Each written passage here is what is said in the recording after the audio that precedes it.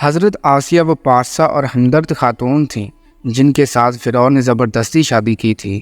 آپ نے اپنا ایمان فرعون سے مخفی رکھا تھا، مگر بعد میں فرعون کو آپ کے ایمان کے بارے میں پتہ چل گیا تھا۔ حضرت آسیہ نے فرعون سے شادی سے انکار کیوں کیا تھا اور فرعون نے حضرت آسیہ سے زبردستی شادی کیوں کی تھی؟ حضرت آسیہ حضرت موسیٰ علیہ السلام پر ایمان کیسے لائیں اور فرعون سے اپنا ایمان مخفی کیوں رکھا؟ جب فرعون آپ کے ایمان لانے سے آگاہ ہوا تو اس نے کیا کیا؟ فرعون جب حضرت آسیہ سے زبردستی شادی کرنے کے بعد ہم بستری کے لیے گیا تو وہ نامرد کیوں ہو گیا تھا؟ ان تمام تر سوالات کے جوابات جاننے کے لیے ویڈیو کو شروع سے آخر تک لازمی دیکھیے گا، اور ہماری حوصلہ افزائی کے لیے ویڈیو کو لائک اور چینل کو سبسکرائب لازمی کر دیجیے گا۔ حضرت یوسف علیہ السلام کے دور میں ایک بادشاہ تھا جس کا نام ریان بن ولید تھا، جو حضرت یوسف علیہ السلام پر ایمان بھی لایا تھا اور انہیں عزیز مصر بھی بنایا تھا۔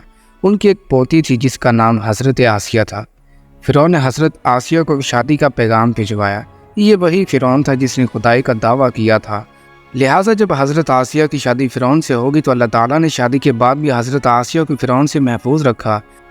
بعض مفسرین لکھتے ہیں کہ جب فرعون شادی کی پہلی رات حضرت آسیہ سے ہم بستری کرنے کے لیے کمرے میں داخل ہوا تو اللہ تعالیٰ نے اس پر نیند کا ایسا غلبہ طاری کر دیا تھا کہ وہ ساری رات ہی سوتا رہا۔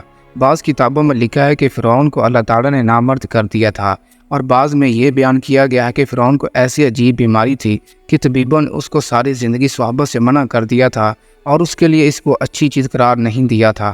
اللہ تعالیٰ نے اس طریقے سے حضرت آسیہ کو فرعون کے ناپاک جسم سے محفوظ رکھا اور اس کو حضرت آسیہ علیہ السلام پر غالب نہ آنے دیا۔ ایک رات فرعون نے خواب میں دیکھا کہ اس کا محل نیست و نابود ہو گیا ہے، لہٰذا جب وہ نیند سے بیدار ہوا تو اس کا جسم خوف سے لرز رہا تھا، تو اس نے نجومیوں کو بلایا اور کہا کہ میرے اس خواب کی تعبیر بتاؤ۔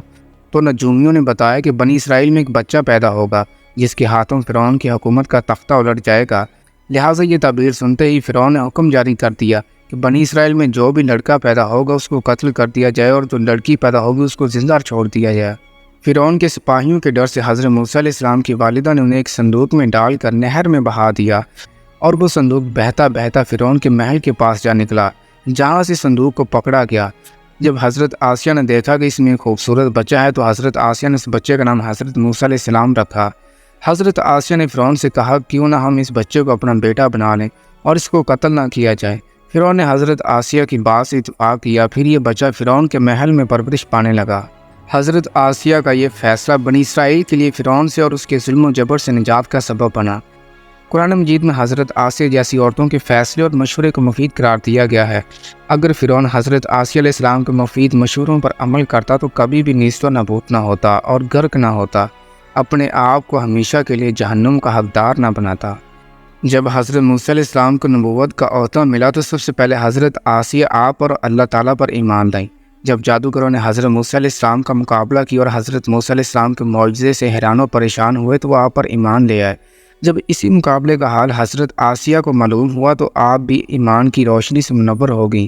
آپ حضرت موسیٰ علیہ السلام پر ایمان لے آئیں اور بہت دنوں تک اپنے ایمان کو فرعون سے چھپا کر رکھا۔ فرعون کا کفر اور خدائی کا دعویٰ حضرت آسیہ علیہ السلام پر غالب نہ آ سکا۔ قرآن مجید میں اللہ تعالیٰ حضرت آسیہ کی عظمت کو بیان کرتے ہوئے فرماتا ہے، خدا نے ایمان والوں کے لیے فرعون کی زوجہ کی مثال بیان کی ہے کہ اس نے دعا کی کہ اے اللہ مجھے فرعون اور اس کے کفر سے نجات دے دے اور میرے لیے جنت میں گھر بنا دے۔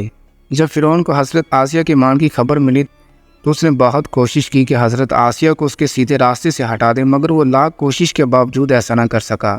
ان لاکھ کوششوں کے باوجود اس میں غصہ بھر گیا۔ پھر فرعون نے حضرت آسیہ کو اذیتیں دینا شروع کر دیں۔ فرعون نے آپ کو شہید کرنے کا فیصلہ کر لیا۔ فرعون نے اپنے کرندوں سے کہا کہ ایک بڑی چٹان لاؤ۔ جب وہ چٹان لائی گئی تو حضرت آسیہ کو آسمان پر جنت میں اپنا محل نظر آیا، چنانچہ اسی اثنا میں آپ کی روح پرواز کر گئی۔